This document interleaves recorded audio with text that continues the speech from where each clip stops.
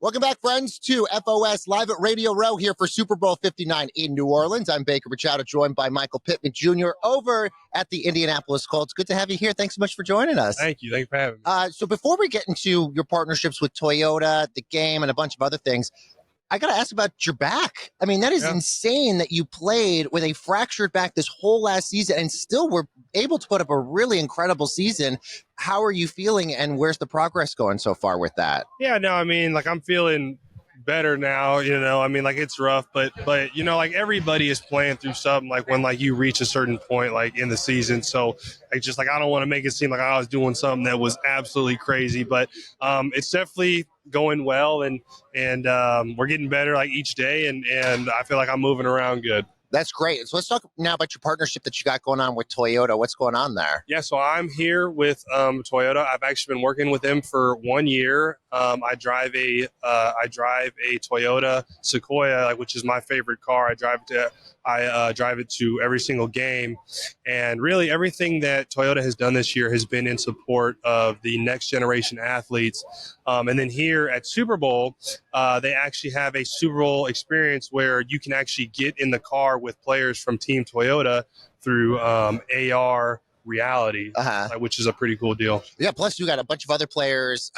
Puka's part of this. Jordan Love's part of this as well. So it's amazing to sort of see the partnership that Toyota has with so many players out there. Let's also talk about what you got going on this week. You have a fun event.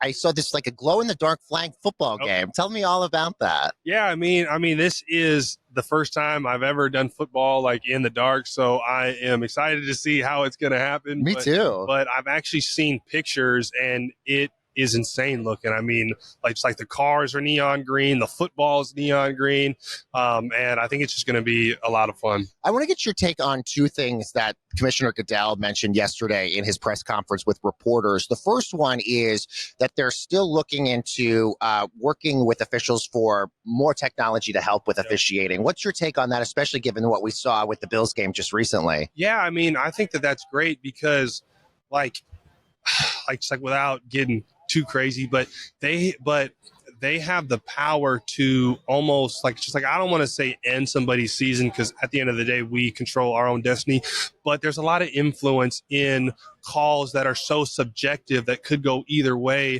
that we need to find ways to mitigate the percentage of error, right? And maybe that's by having full-time refs, right? Because I mean, the NFL is such a business. There's so many people that bet and they put money in, and they're putting lots of money into sports betting. We need something that is closer or as close to perfect as we can get, because everybody is going to benefit from having the right call called. So I would love to see full-time refs, because most referees are part-time. They all have other careers, and I feel like the NFL is so big that maybe we could explore that. Right? So yeah, no, that's really interesting. The other thing that was brought up by the commissioner yesterday is this interest of maybe adding another game, an 18th game, reducing the preseason game. Obviously, that has to go through the players' union, but what's sort of the player reaction to that? Yeah, I mean, everything is a give and take, right? And so we have to come up with something that makes it worth it for the players, because obviously football is one of the most physically taxing games, and the toll it takes on a person's body, and stuff like that. My dad played for 11 years, and I can see the toll on him. You know what I'm saying?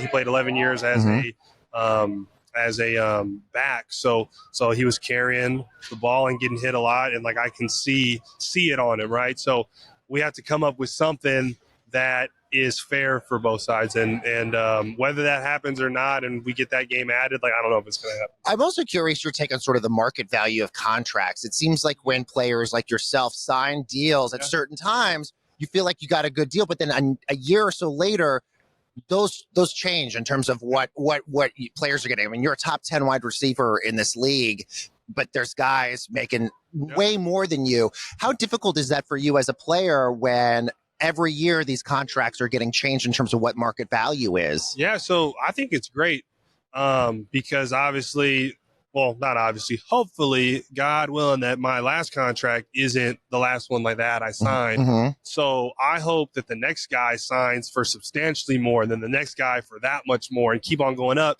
because that brings everyone else up too. So when players are at the table next, now it's like, okay, like the market's gone up, this, and that. Yeah. So like, I think it's great. Well, and it's also good for you when you're, a free agent down the road, then all of a sudden your market value goes up as well. And then on top of that, we look at the value of these teams, these organizations now that private equity is getting into them as well. I mean, when the Irsay family bought the Colts, it was small compared to what it is now. These are worth billions of dollars. What's sort of your take now of private equity getting into these organizations and then the valuations as a result? You have the Commanders selling for $6 billion, the Broncos selling for $4 billion. Yeah, no, I mean, everything is a business, right? The NFL is a business, and it is ran as such. And the Irsay family, like, is so great. Like, just like I can talk about them for a second, and just everything that they do, and the support that they give us players, and we just really appreciate them.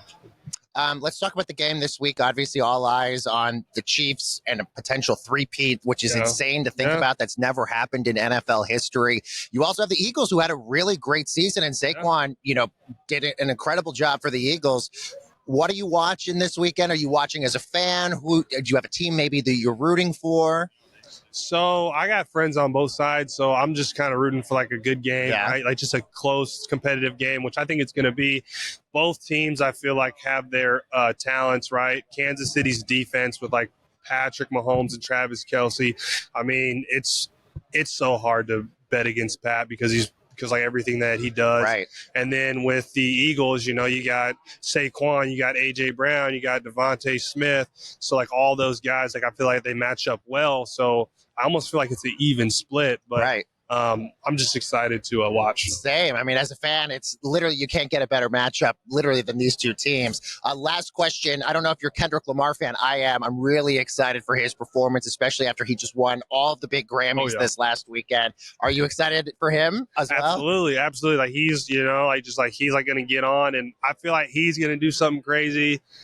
Listen, I don't know what's happening, but with him and Drake, how many Drake songs he might be performing. But if Drake popped up on stage, oh wow, I wouldn't be surprised. Could you imagine? I mean, look, honestly, when 120 million people are watching and you want to squash the beef, why not? Perfect. Why not? Everybody's talking maybe Lil Wayne might be showing up. Wayne's definitely going to show up. Yeah, I mean, please, if you're in New Orleans, you got to do that.